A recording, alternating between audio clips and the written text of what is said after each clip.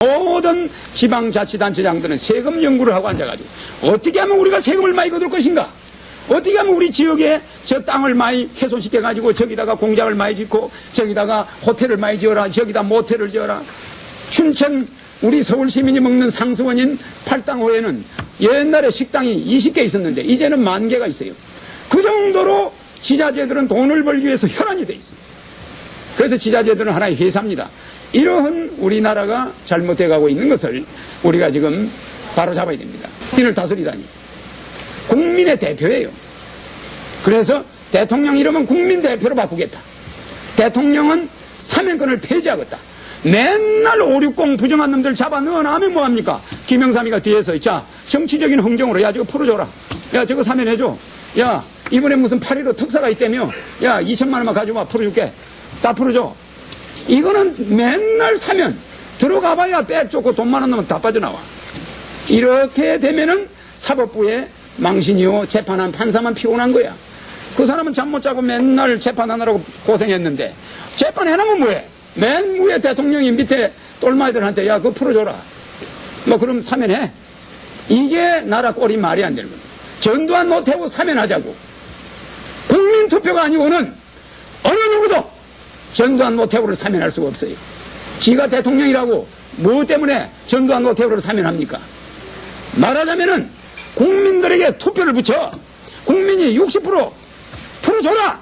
그러면 풀어줘야지. 대통령 마음대로 장관 마음대로 풀어줍니까? 나는 대통령이 되면은 사면권을 폐지하기로 내 공약에 제시했습니다. 대통령 이름도 폐지합니다. 심지어 대통령 단임제도 폐지합니다. 왜? 대통령 잘하면은 10년도 하라, 20년도 해. 루즈벨트가 미국은 대통령 2번밖에 못하게 돼 있는데 루즈벨트가 대통령을 4번 했어요. 하도 잘하니까. 야 이거 전쟁 중에 선거할 수 있냐? 다시 하시오. 이래가 헌법에도 없는 대통령을 4번 했어. 또 싱가포르, 이강요, 대만의 장개석이 30년씩 했어. 그러니까 경제가 계속 성장하는 거예요. 우리나라 어쩐지 알아요? 5년마다 대통령이 하나 나타나니까 참새 떼들을 갖다가 한 5만 명씩 데리고 와. 대통령 척건들. 그것들이 와서 그냥 완전히 논밭을 농사 지난 거 별을 다 쫓아 먹어버려요. 또 한 5년 있다가 싹 사라지고 나면 또 한 5만 명을 몰고 어떤 놈이 나타나니. 와서 또 싹 몰고 가버리네.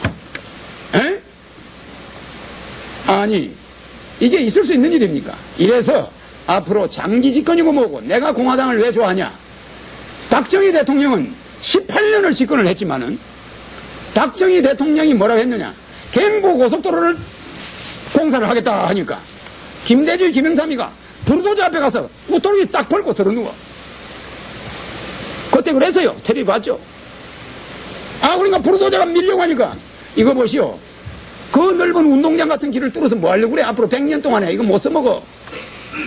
그러니까 박정희가 뭐라는지 압니까? 야, 이 사람들아 10년만 있어봐라. 에?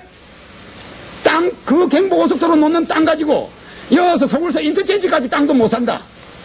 무슨 말인지 아시겠어요? 그만큼 미래를 내다보는 식견이 있었던 사람들인데 지금 여기 우리나라에 정치한다는 사람들은 그런 사람들이야.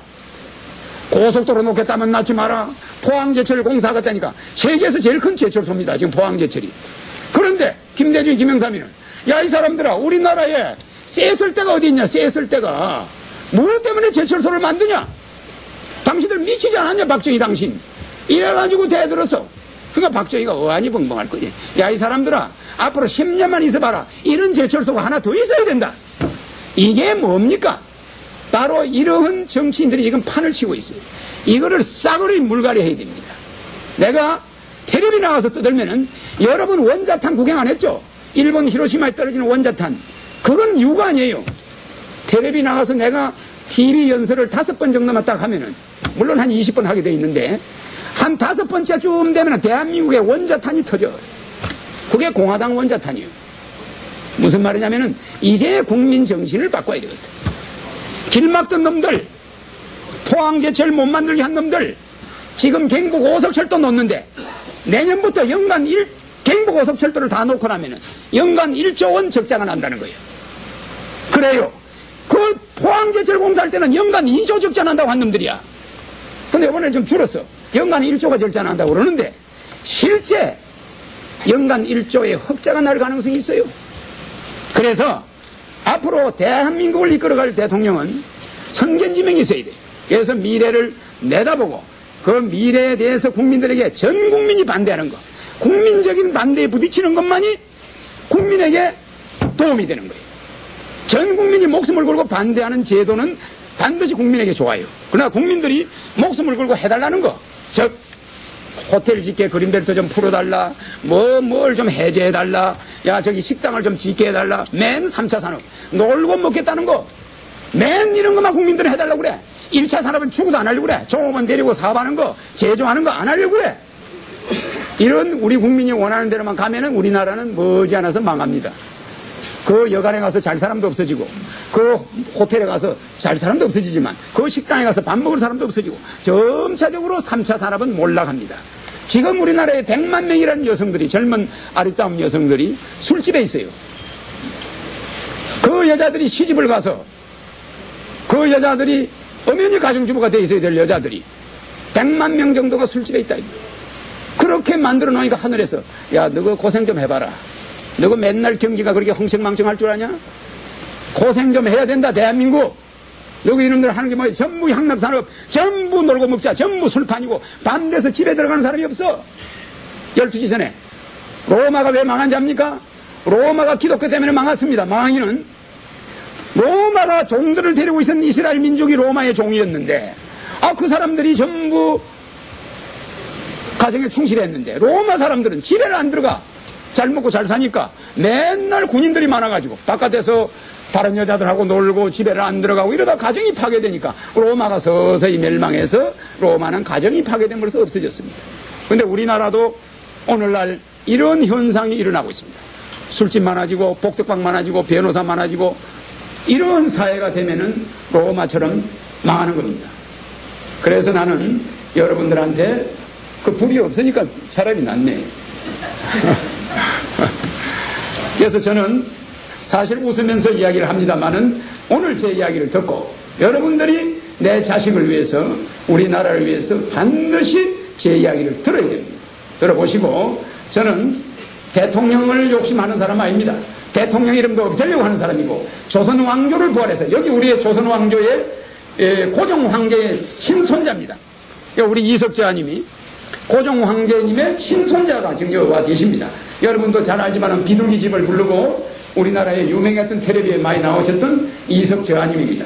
옛날 같으면 왕이 되셔야 될 분들이죠. 여기 와 계십니다만 조선 왕조를 부활해서 일본 애들이 저 삼각산 꼭대기에다가 말뚝을 내려가지 않습니까? 왕조를 끊으려고 그런 거지 대한민국 잡아먹으려고 그런 거 아니에요. 대한민국 잡아먹는 건 간단해. 군사로 가지고 밀어버리면 잡아먹는 거야. 그런데 왜 남산 꼭대기 저런데 가서 말뚝을 박았어요? 말뚝을. 왕조가 다시 부활 못되게 하려고 그랬어요. 이 조선 왕조가 5,000년 전부터 내려온 왕조인데 어떻게 됐든 왕조의 이름이 고조, 고려, 이렇게 오려 이렇게 바뀌어왔지만은 조선 왕조는 5,000년 동안 이어왔습니다.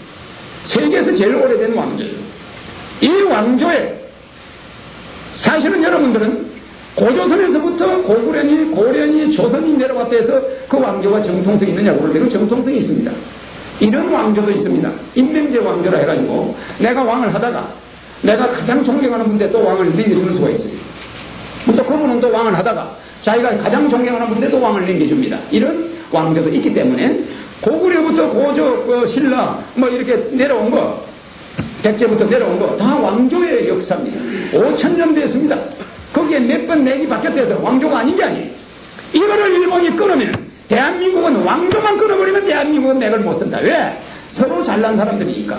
하다못해 저 빌딩에 수의하시는 분, 여기 앞에 가서 무슨 장사하시는 분, 여기 동사무소 동장님도 대통령 시키면 다 합니다. 얼마든지 청렴하고 우리보다 더 깨끗하게 할 수 있어요. 그렇기 때문에 대한민국 사람은 너무나 머리가 좋고 다 대통령도 아니기 때문에 사고이 많으면 배가 하늘로 올라간다고 대한민국 잡으려고 왕조부터 끊어야 돼. 이게 일본의 방침이었어요. 그러니까 조선 왕조를 딱 끊어버리니까 김구다, 이승만이다, 모두가 다 내가 대통령이다 하고 나서다가 결국 나라가 이 모양이 된 겁니다.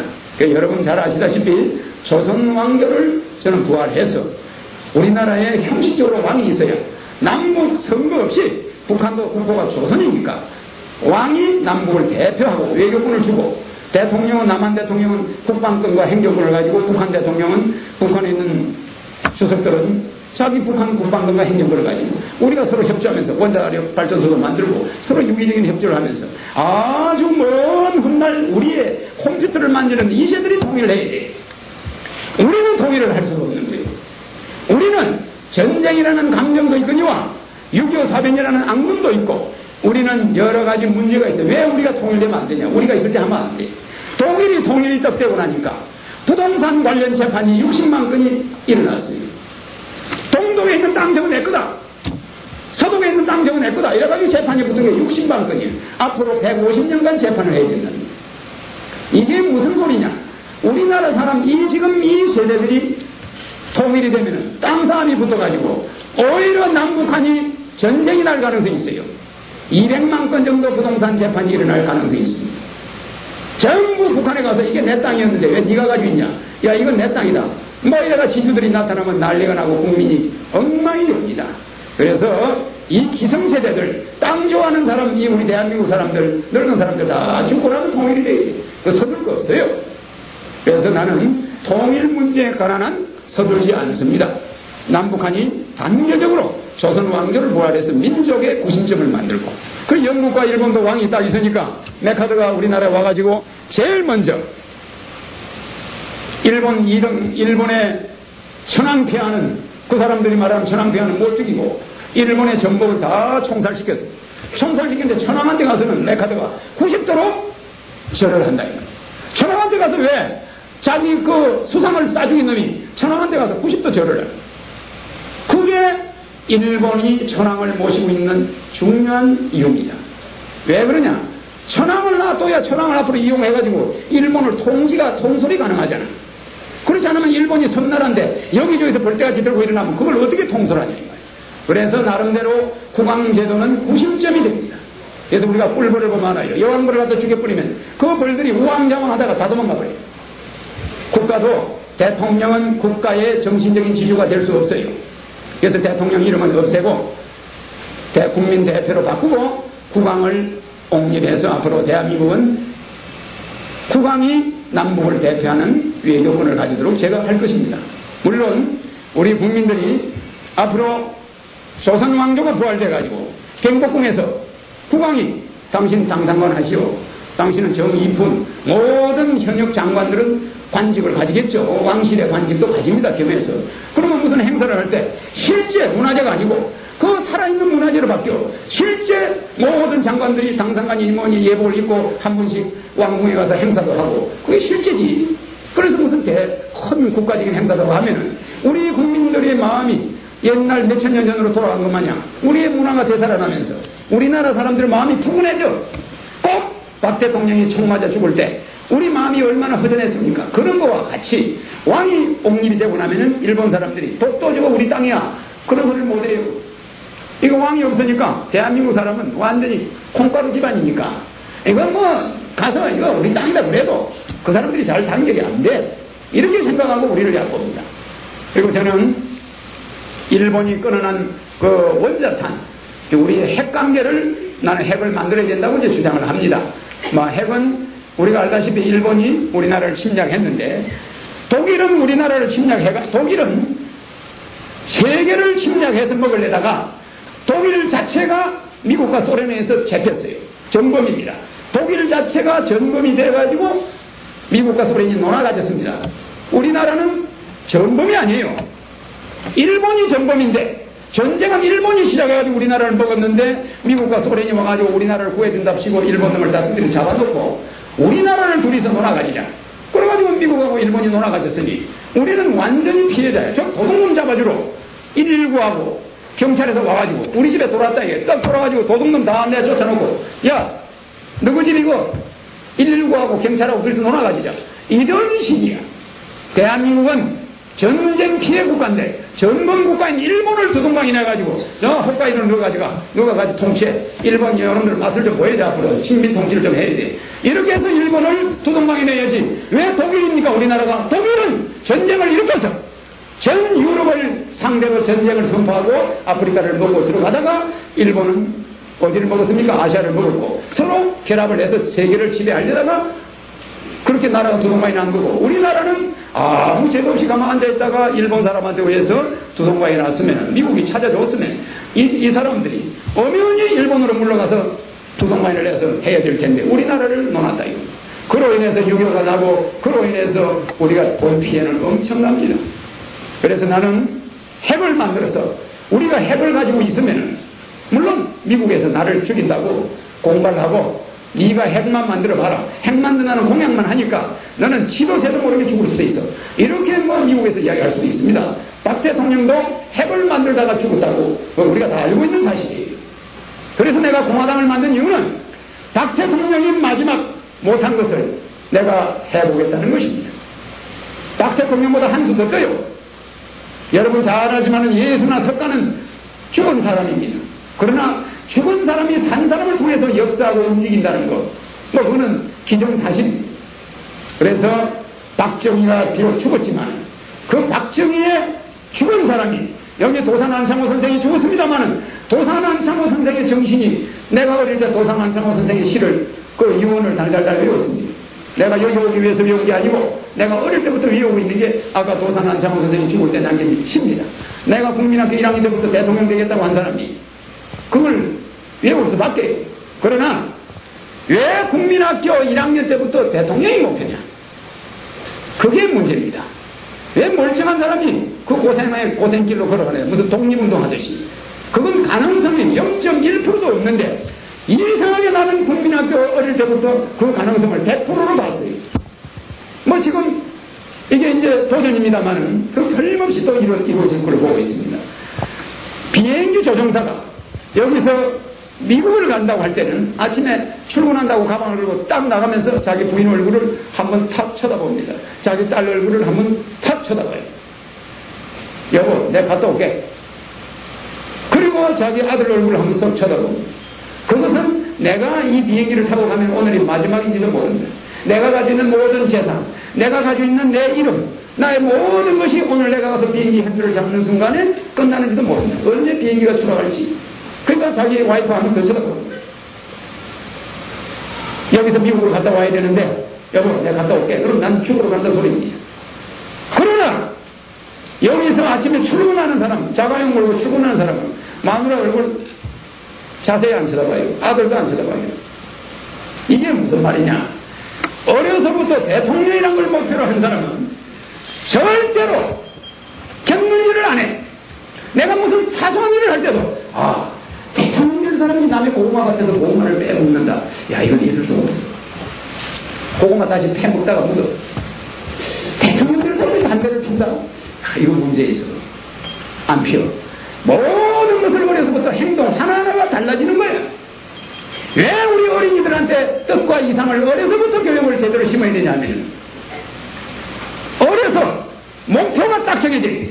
어려서 우리가 목표를 센터보드를 잡은 사람은 절대로 견눈질을 안 하고 탈선을 안 합니다. 어릴 때 아이고 가다가 보면 뭐 내가 뭐가 됐든지 가는 대로 가지 뭐 이런 사람은 자주 베껴. 이래서 우리가 나라도 진로를 우리 같은 사람이 딱 잡아놔요. 서울시청을 옮긴다. 그럼 시청은 어디로 가야 된다? 청와대는 어디로 옮긴다? 우리나라 계획은 어떻게 생긴다? 제주도를 홍콩처럼 만들어가지고 전 국민이 가만 앉아서도 먹고 살 수 있을 만큼 부자를 만들 수가 있는 아이디어가 있는데 우리나라 경제원리 조순 같은 이런 사람들은 교과서에서만 배웠지 실전 경험이 없어. 조순 경제 1인자가 경제를 경험해본 적이 없어. 대학 교수들이 앉아서 청와대에 앉아서 주먹구구식으로 하니까 나라가 이 모양이 되는 거예요. 그러나 나는 15년간 야간 학교를 다녔습니다. 그러니까 주간은 학교 못 다녔어. 주간에는 검은방에 다녔고 검은방 가서 공장에서 검 세공하는 거 수출 공장에서 검 녹이는 거 검에다가 신주 넣어가지고 녹여가지고 검 24K, 14K, 18K 지시하는 대로 순검덩어리 이만한 거 가지고 용망대에 넣어가지고 청산가루를 부으고 청산불에서 코피가 펑펑 터져. 그거를 몇 년간 하면서 공장에 다니면서 낮에 고등학교 야간을 다닌다. 그러면 또 그것뿐입니까? 자동차 제일역에 저기 불광동에 있는 제일역에 버스 줘서 가서 맨날 저녁마다 자동차 고쳐 시단 말이. 그러니까 보니까 그때는 정비공장이 없어. 자동차 종점이 정비공장이야. 거기서 매일 밤늦게 12시에 끝나요. 12시에 다 손님 내려주고 나면 차고에 들어가면 한참 다른 애들은 잠잘 시간에 그 자동차 시다마리에 들어가서 들어오는 거 아니고 하루 저녁 내 차를 고쳐. 그러다 잠을 잔다고 버스 안에서 잠을 자다가 한 6개월 만에 버스 안에 불이 났어. 하도 추우니까 이 백열구 자동차 고치던 그 전부 다 막 끌어안고 잤다고. 자동차 안에서 맨날 자니까. 그러니까 그 다마가 어떻게 내가 끌어안고 있는데 내가 덮고 있는 이불에 불이 붙어가지고 왜 불이 나버려. 그냥 버스가 그냥 밤에 자는데 불이 붙어버린 거예요. 그래 내가 버스 밖으로 뛰쳐나와서 도망을 간 거예요. 그게 버스 조수를 이제 안 하게 된 원인인데, 이렇게 낮에 공장이나 직장을 15년을 다니면서 밤에 야간 학교를 다닌 사람하고 편안하게 서울대학교, 앞으로는 말이야, 옛날에는 무슨 지주계급이다, 무슨 자본주의다, 자본가다, 뭐 이런 사람의 싸움이 있었지만, 사상전쟁이 있었지만, 앞으로는 학벌전쟁입니다. 인류대학 나온 사람하고 인류대학 못 나온 사람들하고 지배하느냐 맥히느냐 하는 전쟁입니다. 그래서 0.5%도 안 되는 서울대학교 경기고등학교 나온 사람들이 99.9%의 좋은 대학교 못 나온 사람들을 지배하고 가지고 놀고 지금 마음대로 세금을 조정하고 지금 마음대로 높은 자리 다 가져가고 다 하는 시대입니다. 그 사람들이 공산주의로 말하면은 공산당 고급 공산당원들이에요. 저거가 다 좋은 자리는 다 해버려요. 야 서울대학교 총장, 야 너 서울대학교 나오세요. 너 해보고, 야 너 장관 26명 쫙 전부 서울대학교. 이게 뭡니까? 이러한 시대에 우리가 살고 있습니다. 그래도 우리가 웃음이 나와요. 앞으로 0.5%의 인류 엘리트들하고 내가 붙습니다. 내가 서울 중량교 철길 아래 다리 밑에서 났어요. 그런데 그때 우리 어머니는 서울에 면회를 와 있었어요. 진주에서 면회를 와 있었는데 아버지가 서대문 교도소에서 사형 선고를 받았습니다. 사형 선고를 받으니까 어머니가 면회를 왔는데, 어머니가 면회를 가면 아버지는, 야 우리 애를 뵌 사람이 빨리 시골로 내려가라, 나는 좀 있으면 죽으니까 빨리 시골로 내려가는데, 아버지가 그렇게 하는데 어머니가 안 내려가고 면회를 하기 위해서 중량교 철길 다리 밑에 움막에서 있었어요. 그런데 동네 사람들이 안쓰러우니까, 애를 낳을 때가 다 된 여자가 맨날 거기서 자니까, 아니 우리 집에 와서 자시오 하니까 우리 어머니가, 아니 남편이 내일 모레 죽을 텐데 내가 어떻게 온돌방에 가서 잠을 자요. 그러면서 그거 가만히 깔아놓고 거기서 나를 1950년 1월 1일 날 밤 11시에 거기서 낳았어. 그래서 우리 어머니가 결국 산후가 안 좋아가지고 몸이 얼어가지고 우리 어머니가 돌아갔어요. 그 돌아가는 바람에 나는 남의 양자로 컸어요. 물론 양자로 컸지만은 시골서 남의 양자로 우리 고향에서 집안 어른들이 있는 데서 컸으니까 정상적으로 컸어요. 그래서 국민학교 때 모성살이 비슷하게 우리 친척집에서 컸습니다. 그러면서 낮에 국민학교 다니면서 야간 서당을 다녀가지고 내가 한문을 33번을 뗐습니다. 그래서 국민학교 때 주역을 떼고 한문을 거의 다 뗐었죠. 그리고 중학교 때 서울에 중학교를 80명 중에 우리 반에서 중학교 안 간 애가 4밖에 없었어요.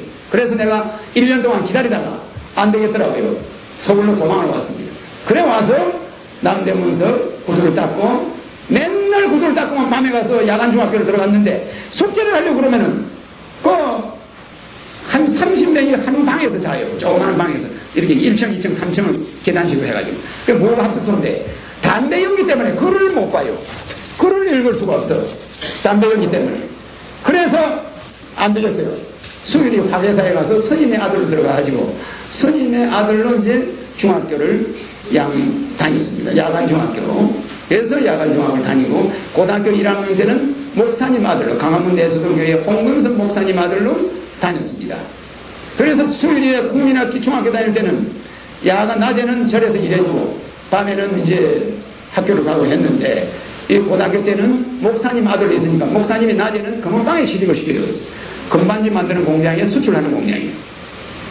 거기에 들어가서 일을 하다가 나중에 그 금은방에서 한 1년 반 정도 됐는데 금은방에서 사고가 났어요. 금반지가, 그 수출하는 금반지가 20개가 없어진 거예요. 그 없어졌는데 거기에 일하는 사람들 전부 의심을 받는 거예요. 그 중에 내가 의심을 또 받았어요. 나는 아버님이 목사님이니까 목사님이 추천 안 하는 사람은 없습니다. 거기는 전부 목사가 추천했고, 그러면 어떤 식으로 보관이 되어 있냐면 큰 저울 위에 금덩어리가 한 개씩 얹혀 있어요.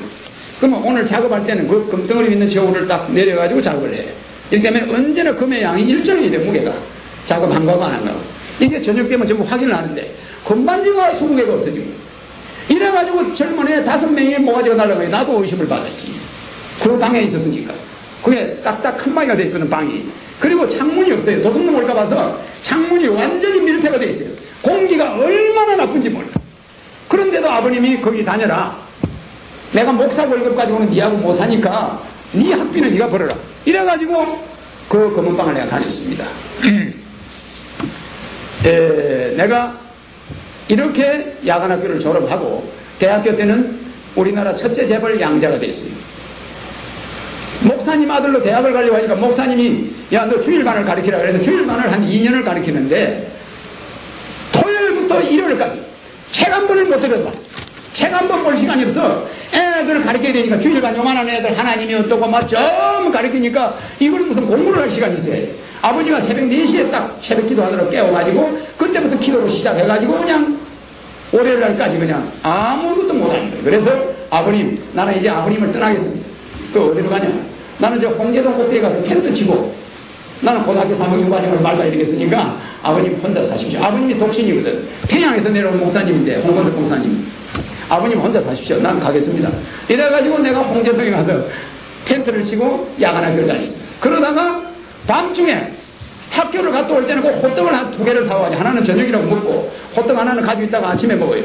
근데 그 호떡이 밤 되면은 지 새끼가 와서 호떡을 먹어버려. 산이니까 기를 주고 먹어버리니까 내가 할 수 없이 텐트 밑을 파가지고 도가지를 하나 묻었어.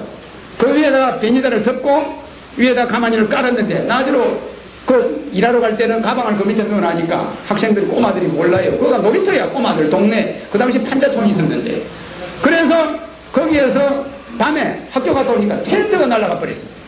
그런데 이 코에 보면은 이 흉이 하나 있어요. 요 밑에 안 보입니다 잘. 근데 이거는 밤에 자는데 지 새끼가 와서 코를 물고 잡아 당겨요. 그래서 내가 이걸 손으로 탁 치니까 얘가 찢어져 버렸어. 네. 그렇게 내가 거기서 있다가 텐트가 날아갔는데 밤에 그 텐트를 찾으러 가다가 어떻게 절벽에 떨어졌어요. 남의 화장실 판한데 떨어졌는데 다리가 부러졌어요. 그래가지고 우연히 우리나라 첫째 재벌 양자가 되었습니다. 병원으로 가서 치료도 못 받고 그 앉아있다가 우연하게 2달 만에 이 다리가 붙었어요. 부러진 게 붙어가지고 다시 학교로 가려고 하니까 돈이 없잖아. 동네 아주머니가 쓰레빠를 팔아라 이거예요. 그냥 주더라고. 팔아가지고 원가만 넣고 나머지는 학비에 보태 쓰라고. 그래서 쓰레빠 10개를 가방에 넣어가지고 부자들이 사는 가이동을 갔어요. 가서 가방을 이렇게 놔놓고 대문이 열려 들어갑니다. 그 당시도 대문을 다 닫아놔니까 한 집만 들어가면 2-3걸레를 살아요. 그 이렇게 길에 앉아서 영어 공부를 하고 있는데 대문이 저기서 열려요. 큰 집 대문이. 그래서 내가 쫓아갔죠. 모자를 딱 벗어들고 책가방을 들고 쫓아가니까 이 사람이 놀래가지고 벤서가 나와요. 벤서가. 그분이 이제 우리나라 첫째 재벌이에요. 그래서 딱 올라가서 쫓아가니까 그 양반이 차를 타려다가 나를 딱 보더니 운전수 보고 잠깐 기다려봐라. 그래서 내가 쫓아가서 가방을 앞에 딱 놓고 모자를 다시 쓰고 거수경렬 하면서 신발을 딱 꺼내가 연상에다 딱 갖다 댔죠. 어르신님, 나는 학생인데 나는 이 야간 학교를 다닙니다. 이 쓰레빠를 빨리 팔면은 내가 공부할 수 있는 시간이 많아지니까 공부할 수 있는 시간을 좀 주신다 생각하고 이걸 좀 하나 팔아주시오. 딱 되니까 이 사람이 나를 요렇게 보더니 요렇게 쳐다보더니 내 손목을 말 한마디도 안 하고 딱 잡고 들어가서 그게 아들이 됐어요. 무조건 내 자식을 하자는 거예요. 자기는 중학교 중퇴를 했는데 니보다 환경이 좋았다 이거예요. 어머니도 있다 이거예요. 자기는. 그런데 자기는 쉽게 공부를 포기해가지고 지금 우리나라 첫째 재벌이지만은 26개나 되는 회사를 가지고 있지만은 자기가 얼마나 정치하는 사람들한테 시달렸든지 이루 말할 수 없다. 내가 만약에 법률을 조금만 배웠어도 내가 공부를 조금만 했더라도 이런 수모를 내가 안 당할 텐데 내가 너무나 억울하다. 자네 그 공부하겠다고 시간을 좀 달라는 소리를 듣고 내가 부끄럽다. 그러니 당신은 내 아들 해야 된다. 난 못하겠어. 왜 못하냐? 나는 내 아버지 어머니가 죽었는데 혼백을 모셔야 되고 나는 제사를 지내야 되는 사람이요. 근데 내가 남의 아버지를 모실 필요가 없어. 얼마든지 내가 고아에서 공부할 수 있으니까 날 보내주시오. 안 된다는 거예요. 내 아들을 해야 된다는 거예요. 그래서 내가 그 집의 아들이 됐습니다. 그래서 내가 나중에 끝까지 고집을 하니까 나중에 하는 소리가 너 길거리에 어떤 어른이 쓰러져 있으면 너가 아버지 아니라고 못 본 척하고 가려고 그러냐. 그렇지 않죠. 바로 내가 그렇다.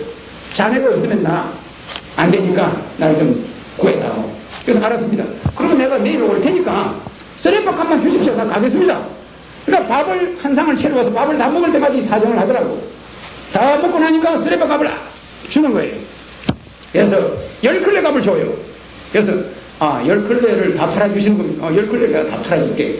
그 대신 내 아들을 해다오. 좋습니다. 그러면 내가 내일 12시에 올 테니까 날 내보내주셔야 해요. 좋다, 가라고. 그 대신 우리 운전수하고 같이 가래. 우리 운전수가 가가지고 자네 있는 데를 알아놔야지. 자네가 올지 안 올지 어떻게 하냐 이 말이야. 안 올 수도 있는 거 아니냐. 그러니까 우리 운전수를 따라 보내겠다. 나는 안 돼요. 난 버스 타고 가겠어. 안 되니까 좀 가라. 이래서 할 수 없이 그 사람 차를 타고 홍제동에 가서 그 운전수가 카메라를 가지고 내 천막을 다 촬영을 다 하더라고. 그러니 그 다음날 그 운전수가 쫓아와서 회장님이 그러는데 아저씨 그 모든 이 학생 자네 그 텐트고 모든 소지품을 하나도 버리지 말고 다 가져오라 그래요. 그래서 다 가지고 가서 그 다음날 그 집 아들이 됐습니다. 그래서 내가 첫째 재벌 아들로 대학을 다녔습니다. 그런데 아버지가 얼마 몇 달 있으니까 나보고 서울대학에 넣어주기로 했으니까 총장 서울대학교에 이야기했으니까 너 서울대학으로 바로 들어가도록 조치를 할 테니 야간학교 다니지 마라. 아니 아버님 참 내 그거 보면은 내가 그때나 지금이나 고치시겠어요. 아버님 내가 서울대학교를 왜 갑니까? 서울대학교 가나면요 앞으로 이 사회에 편안하게 먹고 살 수 있을지 몰라도 이 밑바닥에 있는 사람들하고 나중에 내가 하고자 하는 일을 할 수가 없는 수가 있으니 서울대학교는 마음 약하고 몸 약하고 신체 허약한 사람들이나 가시고 가서 재주 없는 놈들 가서 법관이나 하고 공부해가지고 펜택 울리고 살 수 있을지 몰라도 나는 밑바닥 생활을 하면서 야간 학교만 16년이라는 기록을 깨야 되지 여기서 중간에 주간학교를 간다 있을 수가 없어. 그러나 서울대학교 안 가요. 이래가지고 우리 아버님 말을 최초로 거절했어요. 그게 우리 아버지의 말을 거역했습니다. 그러나 그 회사 아버님의 회사 26개의 모든 인사권은 내한테 맡겼어요. 네가 너무나 뭘 잘 보고 무슨 행사라도 날짜도 내가 잡아주고 아버지가 뭘 제사를 지어도 지방도 내가 써주고 모든 걸 내가 하니까 아버님이 나를 너무너무 좋아해가지고 모든 직원들 잘못하는 거 인사이동하는 걸 나한테 맡겨서 내가 거기에 대해서 모든 정권을 행사했습니다. 19살 때. 그러니까 내가 19살 때 그룹의 모든 인사의 책임자였어요. 우리나라 첫째 재벌이. 얼마 전까지만 내가 공장에 검은방에 내가 금반지 만드는 기술자였는데 그렇게 돼버려서 하루아침에. 그래서 내가 파란만장한 경험을 하면서 자랐습니다. 그래서 지금 내가 이해창 대표의 아들을 칭찬을 하고 나쁘지 않다고 하는 것과 같이 김영삼, 김 대통령 나쁘다고 생각하지 않습니다. 그 사람들이 선전지명이 없었다는 것 뿐이에요. 박 대통령이 고속도로를 올 때 못 넣게 했지요. 포항제철을 못 넣게 했죠. 경부고속철도 지금 전 국민들이 안 된다고 하는 거예요. 국민이 안 된다고 하면 성공하는 사업이다 이 말이에요. 그래서 그러한 국민들을 올바르게 이끌어 가려면 바로 제가 30년 어려서부터 지금 47입니다. 국민학교 때부터 내가 계획해온 모든 계획이 그대로 이루어져서 우리가 어떤 정권 창출로 들어갈 수 있다고 봅니다. 그래서 제가 이렇게 이야기하는 것은 김영삼, 김대중, 이해창, 조순 어느 누구도 나쁘지 않아요. 옛말에 이런 말이 있습니다. 자신감이 아버지의 결정만 자꾸 쳐다보는 자식은 그 집안이 망합니다. 절대 집안이 망하려면 아버지가 술 마시면 그 술 마신 것까지도 좋게 보여야 그 집안이 잘 돼요.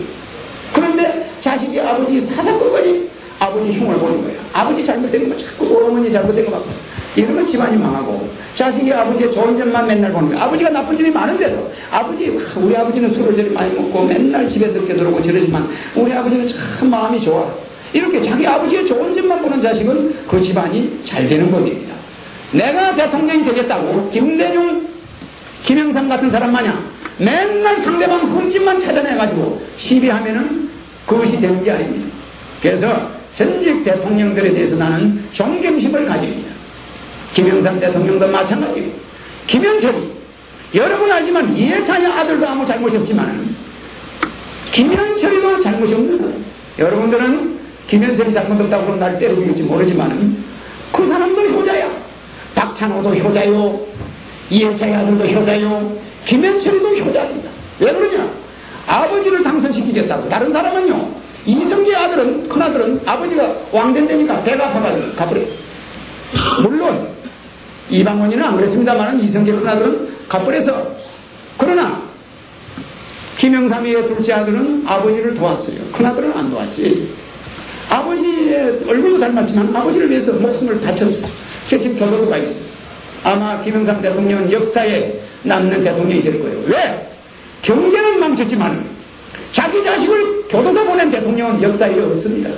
그게 쉬운 게 아니에요.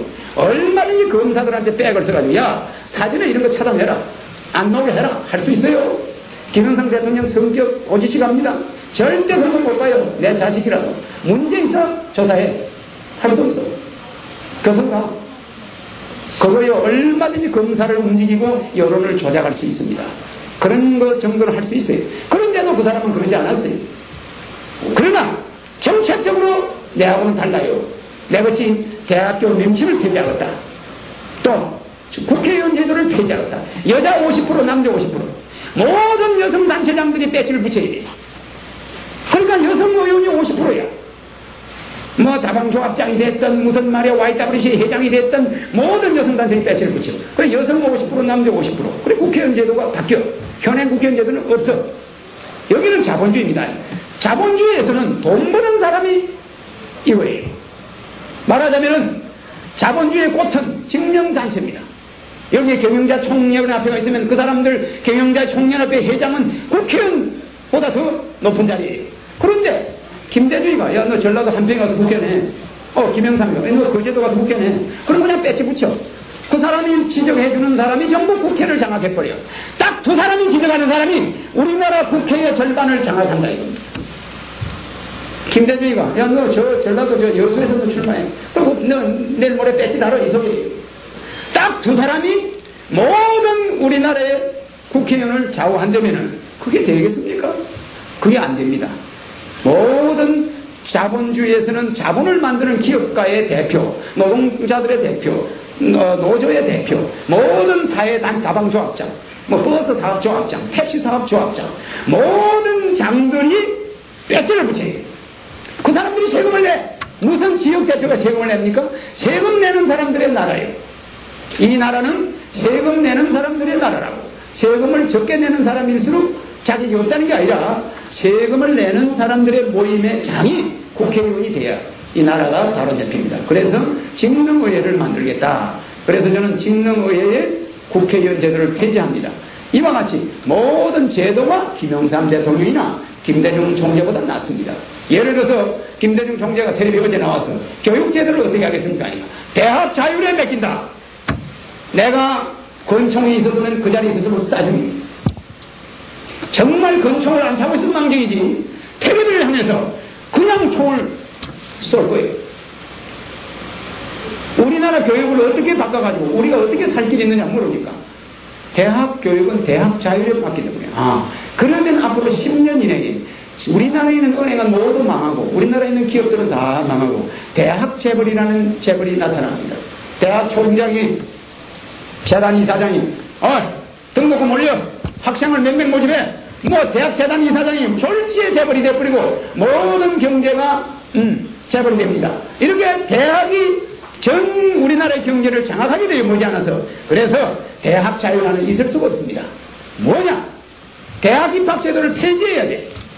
국민학교 때부터 교육을 다시 바로 시키고 중고등학교 때부터 국가교육을 바로 시키면서 대학 때는 중고등학교 때 적성이 좋으면 한두 과목만 공부하면 돼. 그거를 가지고 그냥 한두 과목 자기의 전공 과목을 가지고 대학교 때 컴퓨터가 자기 좋아하는 예술을 좋아하면 예술과 이렇게 입학이 되는 거예요. 자동으로. 단 4년제 대학을 가는 사람은 장학금이 없어. 2년제 대학 전문대학을 가는 사람은 장학금으로서 전 학비가 면제돼. 이렇게 해서 우리나라 사람을 기술자로 만들어내면서 대학을 풀어버려. 모든 사람이 대학을 가는 거예요. 이렇게 만들어버리면 나라가 바로 되는데, 우리나라 국민들은 대학 교육을 김대중 형제는 대학 교육을 그렇게 말을 해요. 그래서 내가 정책적으로 말이 안 된다는 거지, 그 사람이 나쁘다, 그 사람들의 결점을 짚자는 게 아닙니다. 그런 훌륭한 분들도 어떤 기준이 없는 거예요. 국가를 위해서 교육을 바꿀 때는 대학을 평준화해버리고 모든 학생이 고등학교 때 자기가 좋아하는 적성대로 대학을 갈 수 있게 이렇게 돼버리면, 대학을 가는 것도 우리 집은 동숭동에 있다 그러면 컴퓨터가 따다닥 쳐서 너는 경희대학교 가까운 대학을 결정하면서 모든 대학 이름이 없어져요. 제1대학, 제2대학, 경기대학이 제1대학, 제2대학, 가나다 순회에서 쫙 되면은 불란서같이 대학 명칭이 없습니다. 지금도 미국과 영국은 소르본노 대학, 하버드 대학이나 또 일본의 영국의 옥스퍼드 대학이 있는데 그 사람들은 속으로 썩어 있어. 미국은 말이 저렇지 속으로 썩어 있습니다. 그래서 우리나라는 불란서같이 드고울이 혁명을 해가지고 교육제도를 바꿨는데 모든 대학 이름을 없애버리고 채권 30년 채권을 가지고 모든 대학의 재단 이사장한테 권리를 인수받아 버렸어요. 그래가지고 대학 소르본노 대학이고 뭐고 이름을 싸그리 그냥 제1대학, 제2대학. 그래서 불란서는 대학이 없어졌어요. 이름이. 그래서 불란서 사람들 요새 가서 봐요. 느긋하고 폭력이 없고 불란서같이 굉장히 편안한 나라가 없습니다. 교육이 잘 돼 있어요. 그러나 미국은 하버드라는 걸 향해서 엄청난 학생들이 전쟁을 합니다. 그 나라 그렇게 좋은 나라가 아닙니다. 그래서 앞으로 미국에서는 탈락자들이 엄청난 사회 문제가 되어 있습니다. 예. 그래서 제가 오늘 여러 가지 이야기를 하다 보니까 시간이 많이 갔는데, 그러나 모처럼 우리가 이렇게 만나서 가족 같은 분위기에서 또 요새 불경기니까 이렇게 초라한 곳이지만 하늘은 이런 초라한 이런 사람들의 이런 또 뜻 있는 도산 안창호 선생 같은 분이 있는 데서 이렇게 전당대회를 하는 것을 굉장히 우리가 중요하게 생각해야 됩니다. 또 여기 오신 분들은 내가 만약에 앞으로 2002년도를 노리니까 이번 대통령 선거에서 300만 표가 목표예요.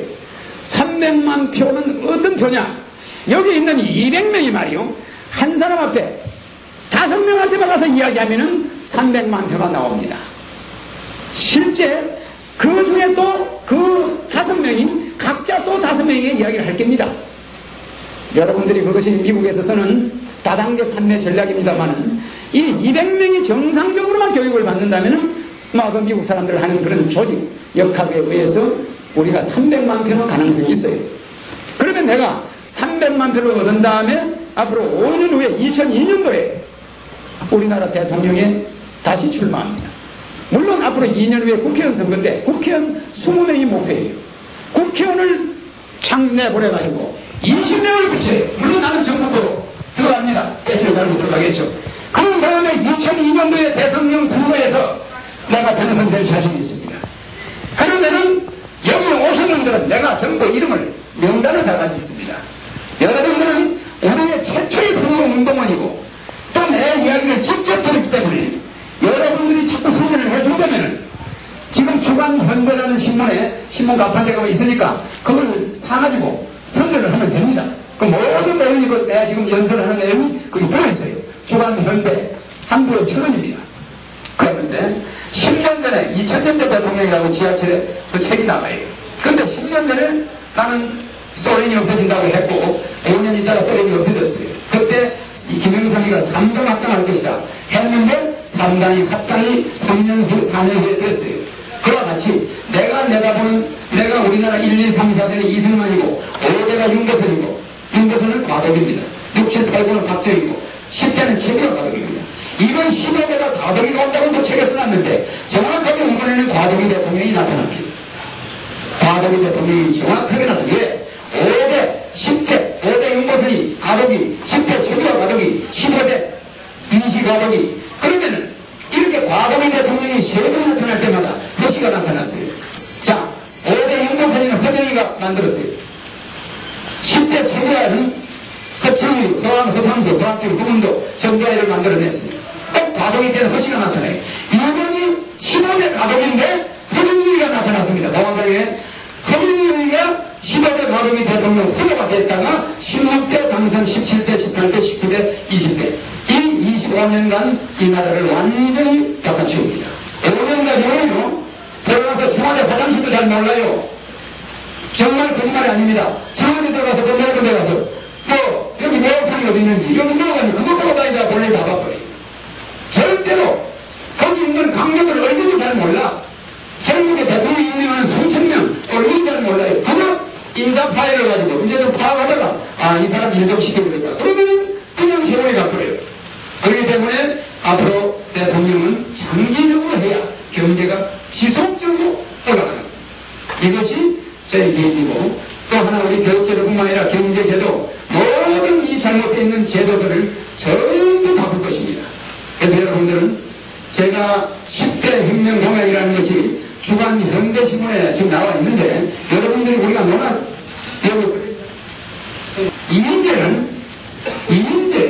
이민재가 공화당 바람을 또 이렇게 놨어요. 박정희를 닮았다 해가지고 실제 박정희의 배를 이어갈 사람은 제입니다. 제가 나오는데 이인재가 바람을 일으키다가 발목이 잡혔어요. 그 사람이 설사 대통령으로 나온다고 해도 나는 걱정이 없습니다. 나는 300만 표, 이인재는 700만 표, 뭐 그렇게 받으면 뭘 되는 거죠. 그러나 이인재 여러분, 나는요 사람을 잘 봅니다. 제가 뭐 주연을 했다고 해서 그런 게 아니라 이인재, 김영삼 건강적으로 얼굴이 다른 사람들이에요. 박정희하고 이인재하고 이민재의 눈동자를 보세요. 박정희하고 같은가? 저는 차라리 이렇게 보면은 내 눈매나 내가 가지고 있는 이상한 모양은 박정희하고도 닮은 게 있을지 몰라요. 이민재가 여러분 머리를 뭐 이렇게 가운데 가지고 박정희를 닮았다고 그러는데 그 사람은 박정희가 받은 것이 서울대학을 나왔다는 것입니다. 서울대학 나온 사람 이 나라 말아먹는다는 건 내가 눈이 강조하는데, 앞으로의 이 나라 정치는 정규리 같은 사람, 국민학교 나온 사람, 한국 정태서 같은 사람, 바로 서울대학교 나온 놈들한테 밀렸어요. 말하자면 청와대에 있는 엘리트들이 정태서를 잡았는데 그 사람은 법조리 예를 들어서 고등학교다 제대로 나왔죠. 그런 사람들이 경제에 실제 기업을 일으키면서 경제를 만든 장본인들이 정규리 같은 사람이 만약에 우리나라 대통령이 돼서 우리는 먹고 살 걱정이 없어. 실업자도 없어요. 솔직히 말해서 이거 거짓말이 아닙니다. 그런데 한 번도 월급 한 번 안 받아보고 나이 25살에 국회의원이 돼가지고 서울대학교 쳐갖고 김영삼 대통령 학년입니다. 그죠?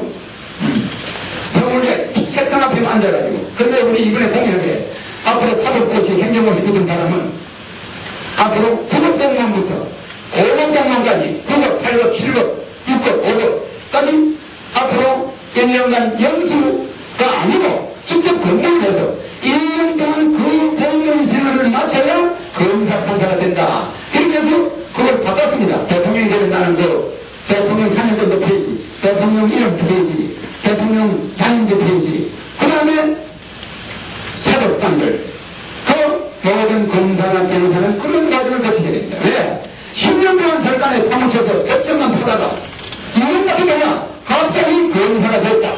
그러면은 나이가 50, 60 먹은 사람들이 세상 살면서 어려운 점이 많아가지고 남한테 사기도 치고 억울하게 사기로 몰리고 재수없이 말이야 남한테 돈도 빌려가지고 도둑놈으로 몰려서 전부 구속되고 무슨 남의 생사 여탈에 왔다 갔다 하는 것을 저거는 장문생활, 야 이거 구속시켜 이 새끼 것은 도둑놈이구만.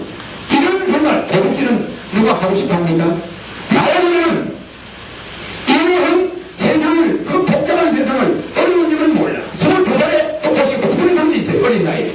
그리고 22살에 검사가 된 사람이 야 이거 손 사기꾼이 뭐 이거 잡아넣어. 그러나 그 사람은 알고 보면 사기꾼이 아니라 먹고 살려고 자식들하고 먹고 치다가 그렇게 어려운 점이 있는 것이지 그게 왜 사기꾼입니까? 검판사들이 사람 잡아놓고 행가들이 파괴돼. 그 사람을 보지 말고 그 사람 뒤에 아들과 딸이 있고 와이프가 있는데 그 사람 들어가면 와이프 가고 자식 옆으로 붙어져. 그런 가정 파괴를 일삼기 때문에 그런 것을 공약 6번째 진보평화당 공약에 넣어놨습니다. 우리 공약 10대 공약은 우리 그 안내장에 들어있지. 초청전 여기 봉투 초청전 더 들어있지. 우리는 미국식으로 전당대회 연설을 합니다. 그러니까 뭐 사회자하고 이야기도 하고 뭐 그럽니다. 미국은 대통령 후보가 전당 연설을 할 때 뭐 지 혼자 우리나라 같이 그렇게 김정은 설명 안 합니다. 뭐 이렇게 자연스럽게 사회자하고 이야기하고 뭐 이렇게 이야기하고 합니다. 그러니까 그 점은 양해해 주시기 바랍니다. 그래서 그 공약을 보시면은 제가 하고자 하는 모든 이야기가 있습니다. 그래서 저는 어려서부터 그 목표를 세워서 지금까지 오면서 제가 기도를 하면은 34살에 대한불교 청년회 회장을 했고 지금은 여의도 순동교회 집사에 있습니다. 그러나 지금 또 불교계통에 직책도 가지고 있습니다. 그래서 어떤 종교에는 넘나들지만은 어떤 격이 없습니다.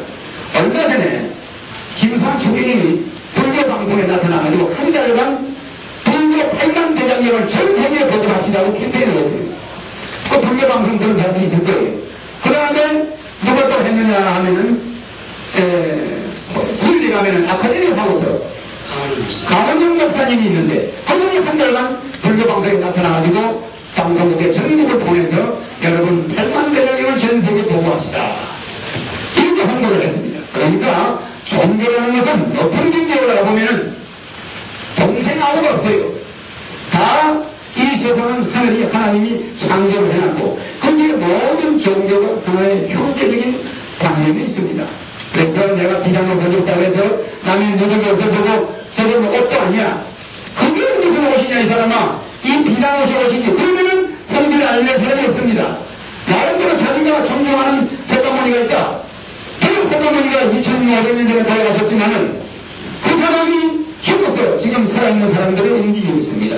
마찬가지로 예수도 마찬가지입니다. 그와 같이 죽었던 사람들이 우리를 움직이고 있어요. 그래서 제가 오늘 연설을 좀 장난을 한 것 같은데 여러분이 와서 형식적인 행사는 저는 원치 않습니다. 그래서 저의 사상을 조금이라도 여러분한테 전해서 앞으로 여러분들이 나가서 남들한테 저를 조금이라도 환대해 주시는데 도움이 되라고 제가 이야기를 장하게 했습니다. 여러분들 감사합니다. 내 눈을 바라봐. 넌 행복해지고 허경영 불러봐. 넌 웃을 수 있고 허경영 불러봐. 넌 시험하게 right now. 자, 허경영 눈에서 우주 에너지 받으세요. right now.